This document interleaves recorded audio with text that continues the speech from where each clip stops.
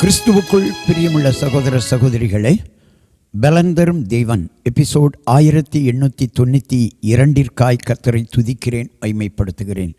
இந்த நாளிலும் எரேமியா 8ஆம் அதிகாரம் 4வது வசனம், நீ அவர்களை நோக்கி, விழுந்தவர்கள் எழுந்திருக்கிறதில்லையோ, வழிதப்பி போனவர்கள் திரும்புகிறது இல்லையோ. யூத ஜனங்கள் பாவத்தில் விக்கிரக வழிபாட்டில் சிக்கி தவித்து கொண்டிருந்த சூழ்நிலையில் எரேமியா தீர்க்கதரிசி மூலம் விழுந்து கிடந்த ஜனங்களுக்கு ஆண்டவர் ஒரு அறிவுரை, ஆலோசனை கொடுக்கிறார். விழுந்தவர்கள் எழுந்திருக்கிறதில்லையோ, வழிதப்பி போனவர்கள் திரும்புகிறதில்லையோ.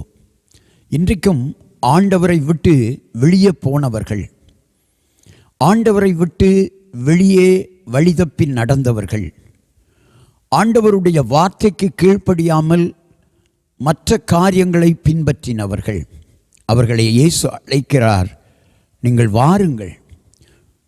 ஒருவேளை உங்கள் வாழ்க்கையில் நீங்கள் விழுந்து கிடக்கலாம், உங்களை எழுந்திருக்க பண்ணுவேன். தொழிலிலே, வேலையிலே, வியாபாரத்தில், வாழ்க்கையில் விழுந்து கிடக்கிற உங்களை எழுந்து நிமிர்ந்து நிற்க பண்ணுவேன் ஆண்டவர் சொல்லுகிறார். எனவே விழுந்து கிடக்கிறவர்கள், வழிதப்பி போனவர்கள் மனம் திரும்ப வேண்டும்.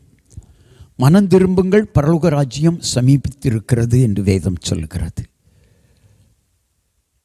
இந்த சூழ்நிலை, இந்த நாளிலும் விழுந்து கிடக்கிறவர்களை கர்த்தர் அழைக்கிறார், வழிதப்பி போனவர்களையும் அழைக்கிறார். நீங்கள் வாருங்கள், ஆசீர்வாதத்தை பெற்றுக்கொள்வீர்கள். கண்களை மூடி ஜெபிக்கலாம்.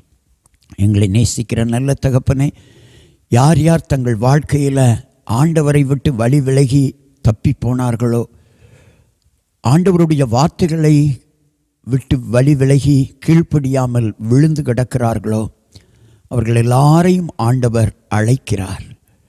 இந்த செய்தியை கேட்டுக்கொண்டிருக்கிற சகோதரனே, சகோதரியே, ஆண்டவரிடத்தில் வா. உன்னை நேசித்து அழைக்கிறார். வருத்தப்பட்டு பாரம் இனி நீ சுமக்க வேண்டாம். ஆண்டவரிடத்தில் வா.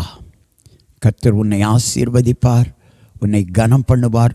விழுந்த நீ எழுந்திருப்பாய், எழுந்திருப்பாய். இயேசுவின் நாமத்தில் ஜெபிக்கிறேன் பிதாவே, ஆமென்.